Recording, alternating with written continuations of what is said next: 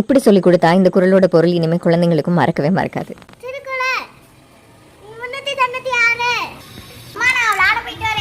படிச்சுட்டு போடா, படிக்காம போற, படிச்சுட்டு விளையாட போலாம்டா, வாடா. அம்மா நான் அப்புறமாட்டி படிக்கிறேன், இப்போ விளையாட போயிட்டாரே. இந்த கிணறு வெட்டிய முடியே ரொம்ப களைப்பா இருக்குது. இந்த கிணறு எப்போதும் வெட்டி முடிக்கும், தண்ணியே இல்லை. சட்டை மேலே கொட்டி மட்டி சரியை போட்டு வெட்டி கட்டி நட்டன் நடுவே தொட்டன் தண்ணி. படிச்சாதான் நம்ம வாழ்க்கையில முன்னேற முடியும். படிக்க படிக்கதான் அறிவு வரும். படிச்சு முடிச்சுட்டு விளையாட போகும். குறள் 396 தொட்டனை தூரும் மணற்கேணி மாந்தர்க்கு கற்றனை தூரும் அறிவு அப்படின்னு இந்த குறள்ல வள்ளுவர் சொல்றாரு.